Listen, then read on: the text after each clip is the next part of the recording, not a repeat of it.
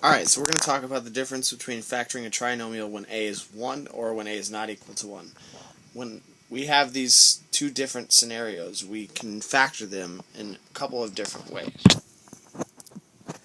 So we have a trinomial here, and a is actually equal to 1. If we look in front of the x squared term, there's actually a 1 in front of the x squared. It's just not written, so we always know that it's there even if it's not written.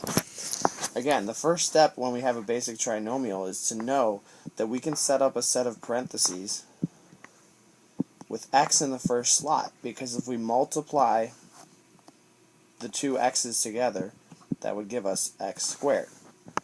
Now, the next step would be to say, what multiplies to negative 36 and adds to this negative 16? We have to create this t-table. It is very essential that we actually create that t-table. If we don't, it's going to be much harder for us to be able to find those values.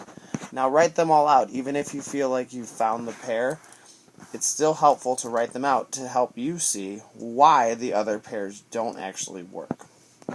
Here, I can tell that it's 2 and 18 because I need one of these numbers to be negative in order to multiply to a negative and add to a negative. If I know that I have to add to a negative, that should mean the bigger number, in this case 18, has to be the negative. Now all I have to do is place those two numbers in the set of parentheses with their sign. Now you should always check just to make sure that your factorization works by distributing and multiplying your factorization back out to get the original expression that you started with. And in this case, again, we see that that will work. Now, we also know that we want to give ourselves another option if a is 1. We can also split the middle. Remember that a is 1 here, so we'd split the middle, and we need to find two numbers that multiply to negative 36 and add to negative 16. If you remember in the last slide, I showed that 2 and negative 18 was that pair that works. So again, we split the middle term into two terms of x that would, if put back together, equal this negative 16. Now the reason that we split this middle term is so that we can factor by grouping when there's 4 terms. So we draw our wall and continue the process of factoring by grouping. Again, it's very important that when you're taking out a GCF that you show the actual GCF being divided out on both sides. And another key thing is when you're factoring by grouping, make sure you drop the sign, because that is very important. If it's not dropped, then it will not be correct. So again, we get to a point where we can divide out the x plus 2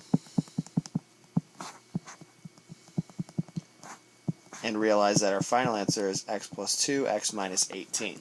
So when a is 1, we can use either of the two methods that we just looked at. We can use this one, where we just find what multiplies to c and adds to b, or split the middle, whichever one you're most comfortable with. Now when a is not 1, you have to use split the middle. This is just going to be the easiest way for you to figure out how to complete this process. So, again, I've split the middle. I need to find two numbers that multiply to negative 30 and add to negative 7. I'm going to draw out my t-table for negative 30 and find that the pair that works is 3 and negative 10. Since I have to add to a negative 7, I have to make the 10 negative. And what I'll do here is I'll just split the middle with those two numbers as coefficients for my x terms. Now, why did I rearrange it like this? Well, I think that 6 and 3 are very compatible numbers. It's really easy to see the GCF, and 10 and 5 are as well. If you rearrange it the other way, it's still possible to get the problem correct. It's just harder to find the GCF when you end up factoring by grouping.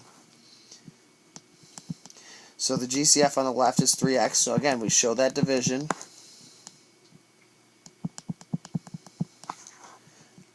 important again to drop the sign. The GCF here on this side is a -5. Now, why is there no x taken out?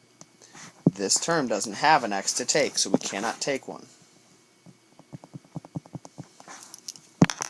And we'll end up dividing it out a 2x plus 1. And our final factorization would be as follows.